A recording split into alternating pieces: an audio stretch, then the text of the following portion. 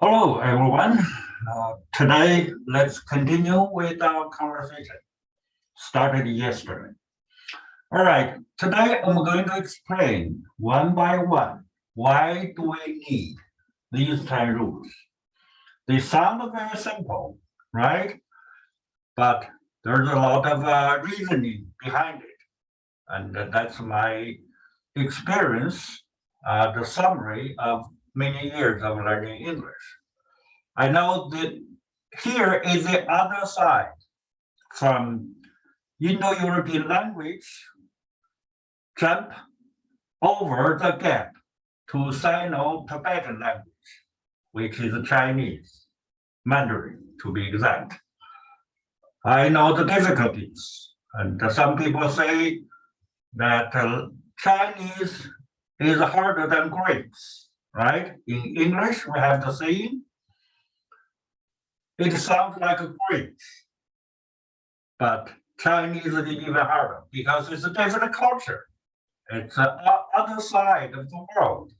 It's the East versus the West.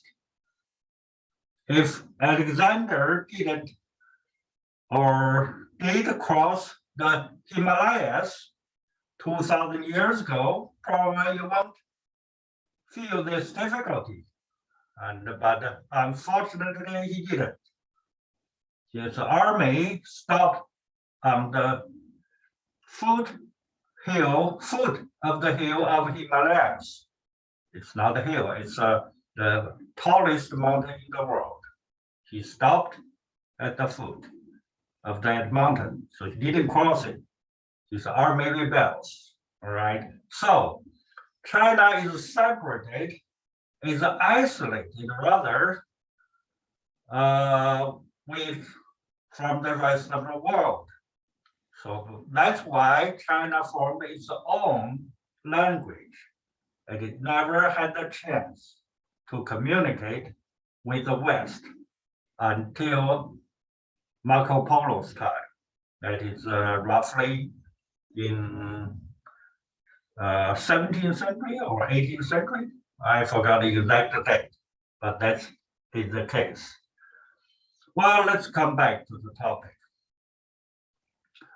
I'm going to explain first the number one rule, why we need to learn Pinyin well, okay? Well, you may argue that in Taiwan, people don't learn Pinyin. Pinyin is something the mainlanders, the Mandarin speaking people in mainland invented. Why should we follow the mainlanders invention, or well, some people may say it's a communist invention. Actually, it's under so-called Chairman Mao's guidance, or it's his idea. All right. Well, let me say this. It is true that it is the pinyin is invented under Mao.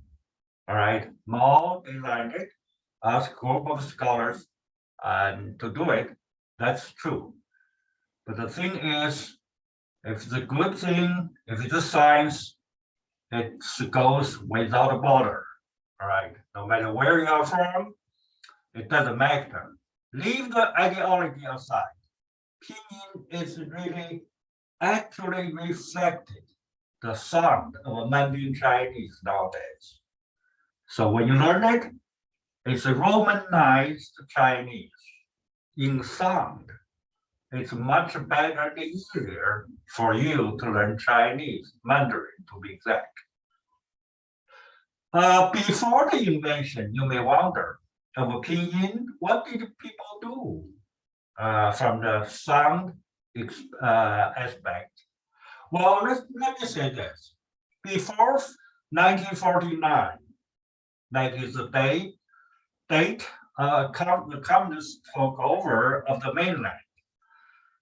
Or over a long period from Qing dynasty, maybe. I didn't do the history research. I'm not quite sure, but to my knowledge, under Kuomintang's ruling or before the People's Republic was established in 1949, the spelling or the sound, we call it qi yin. That is something like roughly translated as a cut, or you spell it in a way to get the correct one. Let's say if you have to know some Chinese, some symbolized Chinese, then when you learn new Chinese word, you use what you know to guess the sound of the new word. You know, Chinese characters are formed basically like one house over another house. That's the basic idea. So house by the house by the house. That's how Chinese characters are made. If you learn more, you will know what I'm saying. So in that aspect, and let's say, well, it's hard to give an example. I think in Taiwan, people still doing that, or I don't know how much because I have never been to Taiwan. I came from the mainland China. I stayed in mainland China for over nearly 40 years before I came to America. So I know PE is very effective to know the sound. That's really a good invention to go with the work for the sound of Chinese. You know what is weird is in China there are many dialects, right? You heard the Mandarin is one dialect of the Chinese. Other major ones like Fujianese, Cantonese, Taishanese, or Shanghainese, there's many. They varied by very little, except for Cantonese and Fujianese. Others, maybe including Taishanese. Other dialects are basically the same, just the tones wise a little bit weird. But if you learn one major one, like Mandarin Chinese, you basically know what they mean when they speak. So that's the idea. In this way, sovereignty is very important to know the sound, the exact sound of mainlanders, the 1.4 billion Chinese are saying. Of course, after you learn the pinyin and when you can speak pinyin, you can talk to the Taiwanese people too. In sound, they understand each other. There's no basic change from Taiwanese or the mainlanders, Mandarin Chinese. They admit they speak Mandarin Chinese too. So, well, what the idea behind all this is that since the first emperor in Qin dynasty, we call it the Qin Shi Huang, he gives the idea, he has established the idea all over the land, the writing, so to say. So no matter what dialect you can speak, and when you write, everybody know your meaning. Because in writing, there's only one system. That's established, long established, since the first emperor, Qin, the Qin Shi Huang did. So there is no problem for that. But only the sound is hard to control, right? So locally, people are still isolated into many different small countries or groups, whatever you call it. So they formed their own dialect over the years, over the history of 1,000 years. So you can understand this. Nowadays, over the control of communists for 70 years, and they also force other minority groups, the local groups, to learn the Mandarin Chinese. So basically, anybody over the 70 or under 70 is able to understand Mandarin Chinese. If you say Mandarin Chinese, you can communicate with him. Of course, some of them maybe can only speak very simple ones, not complicated or not or slower. That's true, but basically you can communicate with them. It shouldn't be any difficulty. So Pinyin is a very good tool in this aspect to learn Mandarin Chinese. Also, it's like 99% or 98% of the 1.4 billion people speaking Mandarin Chinese. You may learn Cantonese or Fuzhounese. You feel there are quite a lot of people speaking it overseas. Well, actually, this false image, because these two group of people, Canton in Fujian, are coastal people. They live near the coastline of China, so they have more chance to go abroad and to meet the Western people. So it gives a false image. They are the majority of the Chinese, which is totally wrong. They are a minor minority, all right, in China. Although Hong Kong and Canton people speak different dialect, which is the Cantonese or Hong Kongese, if you like, or Fuzhounese, they are just represent like the 1 or 2% versus 1.4 billion people. So in this case, it's you basically, if you learn Cantonese or Fuzhounese, you basically waste a lot of time and do the double work of learning Chinese. If I were you, I would rather spend this time to learn Mandarin Chinese and to learn Mandarin Chinese well. I have never heard people overseas under 70 who cannot understand Mandarin Chinese. Only over the 70, some people, some overseas Chinese who speak Mandarin and Cantonese or Fuzhounese only. They have to depend on their son or grandson or daughter, grandparent, kids to express their meaning. Because I do interpretation for them, I know that's basically true. Most people, 99%, even they can speak both local language like Cantonese or Fuzhounese. They can also understand or speak at least some simple words of Mandarin Chinese. So I suggest you spend time to learn Mandarin Chinese. And to speak Mandarin Chinese, the best entry point is to learn Pinyin. All right, Pinyin is very easy to learn. You'll probably only spend 1 month at most to pronounce it, to learn it. Another thing I want to mention is that Pinyin, because it's a Romanized Chinese sound, it's similar to the international phonetics, IPO or IPC, the international phonetics, very similar to that, which is the standard for English.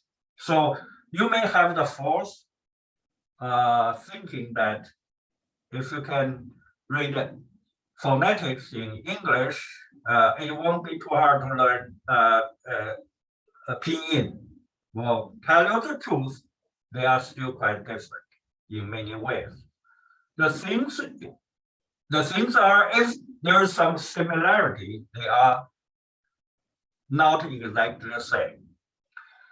So you have to get very accurate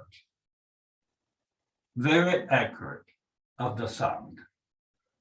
You have to say things using your audio organs, like your tongue, your parts of your mouth, your breathing, whatever the biological structure in your mouth, to pronounce it accurately. That's very important because a lot of people later on, when they spend quite a lot of time learning Chinese, they cannot pronounce it or talk like native speakers or Mandarin Chinese, which is not good. You know, when Chinese are learning foreign language, especially the English, like what I did, I comes from the other side, crossing the language gap between Sino-Tibetan language and the Indo-European language, from Chinese to English. I know that the Western people or the English-speaking people normally respect the individuality. They won't laugh at you if you don't pronounce it accurately, or you don't, you make mistakes.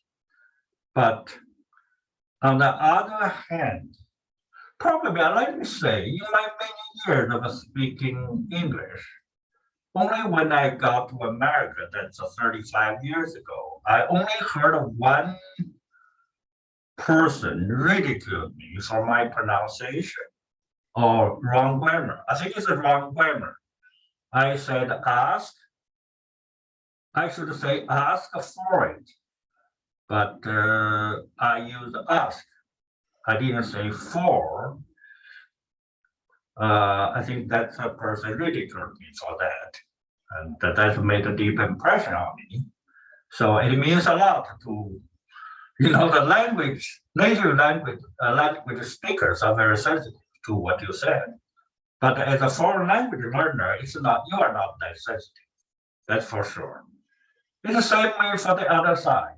But one big difference is Chinese is a class society, meaning they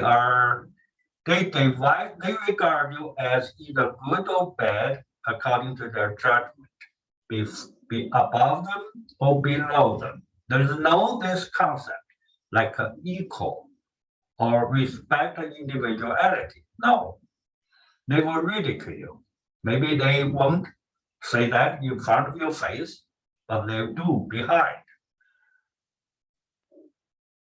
They won't say they respect you or they ignore you in front of you, probably because you're a foreigner. You are sort of used to be superior to them in many other ways. But when you make a mistake, you suffer terribly. All right. So language is a sign of your identity. To be accurate, it's very important. It shows how smart you are,